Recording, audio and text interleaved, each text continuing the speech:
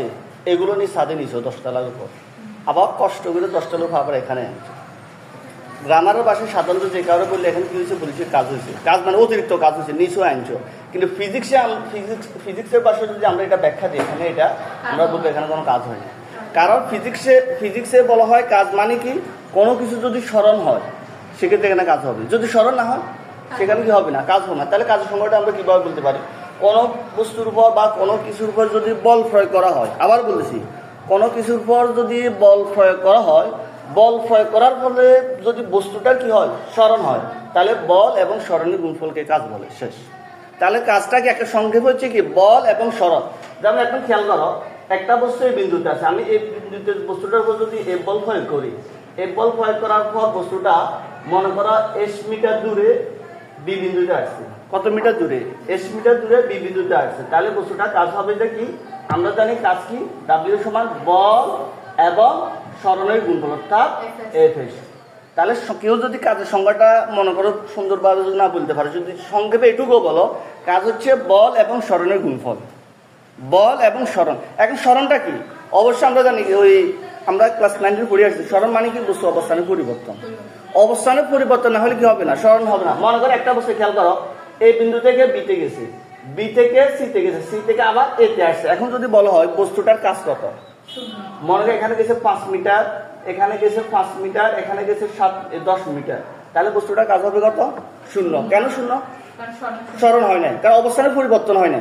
অবস্থানে কি হয় না, পরিবর্তন হয় না। তাহলে অবশ্যই কাজের সাথে স্মরণের একটা সম্পর্ক আছে, মনে থাকবে তো। তাহলে কাজ কি বলো, একসাথে বলো, কাজ কি,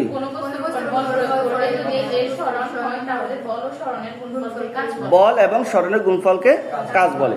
এরপরে কাজের সমীকরণটা তাহলে কি হয়, W equal two F S, W equal two F S. এখন খেয়াল করো, যদি তোমার ভর দেওয়া থাকে, কি দেওয়া থাকে, বর দেওয়া থাকে, সেক্ষেত্রে সমীকরণটা এবার সাজাবে F equal to M G, এভাবে লিখতে পারি।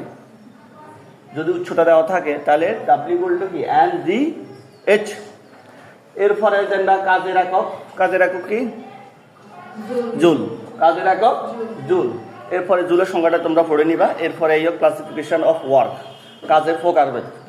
তোমরা এখন লেখা দরকার নেই, আমি যখন বলুন তখন লিখতে হবে। কাজের প্রকারভেদ, কাজকে 2 ভাগে বিভক্ত করা হয়েছে। কত প্রকার? 2 প্রকার, মৌলিক 2 প্রকার। একটা হচ্ছে ধনাত্মক কাজ, একটা হচ্ছে ঋণাত্মক কাজ। তাহলে ধনাত্মক কাজটা হচ্ছে যায়, যেমন এই কলমটা আমি ছাড়িয়ে দিয়েছি, নিচে দিয়ে পড়ে গেছে, এখন কষ্ট করে আবার নিচ থেকে একার উপরে উঠেছি। তাহলে 2 ধাপ হয়েছে। একটা হচ্ছে অভিকর্ষ বলের দ্বারা কলমটা নিচে দিয়ে পড়ে গেছে। আরেকটা কাজ হচ্ছে যে অভিকর্ষ বলের বিরুদ্ধে আমি কলমটা নিচে পড়ে আছে, আমি এখান থেকে এখানে কষ্ট করে পড়ে নিয়েছি। তাহলে প্রথম যেটা পড়ছে এটা হচ্ছে ধনাত্মক, যেটা নিয়ে আসছে এটা হচ্ছে কিয়া, ঋণাত্মক। যেমন গাছ থেকে আম পড়াটা কিয়া, ধনাত্মক, পজিটিভ বিষয়। এখন আমি যদি বলি আমটা ফেলে দিলে গাছ থেকে কোথায় যাবে, তোমরা বলবে নিচে যাবে। এতে যদি বলে গাছে আমটা উপরে যাবে, এটা বিপরীত নয়, উল্টা কথা কয় কেন? তাহলে উল্টোটা হচ্ছে ঋণাত্মক।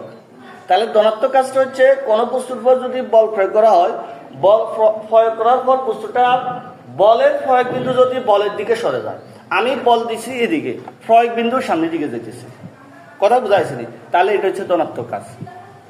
আর বল প্রয়োগ করার পর বলের প্রয়োগ বিন্দু যদি বলের বিপরীত দিকে সরে, যেমন রাবারের বল আছে না, আমি রাবার বলটা যদি এখানে ওয়াল বরাবর যদি আমি মারি, কি হবে, কিছুক্ষণ পর বলটা আবার আমার দিকে চলে আসবে বিপরীত দিকে, এটা হচ্ছে ঋণাত্মক। তাহলে ধনাত্মক কাজ কি, কোনো বস্তুর উপর বল প্রয়োগ করলে যদি বস্তুটার বলের প্রয়োগ বিন্দু বলের দিকে সরে যায়, তাহলে বল এবং বলের দিকে সরণের উপাংশের গুণফলকে ধনাত্মক কাজ বলে। কিংবা সংক্ষেপে এটুকু বললে হবে, অভিকর্ষ বলের দ্বারা কৃত কাজকে ধনাত্মক কাজ বলে। শুধু এটুকু বললে হবে, অভিকর্ষ বলের দ্বারা কৃত কাজকে ধনাত্মক কাজ বলে, আর অভিকর্ষ বলের বিরুদ্ধে কৃত কাজকে ঋণাত্মক কাজ বলে। তাহলে দুটোটার সংজ্ঞা বলছি।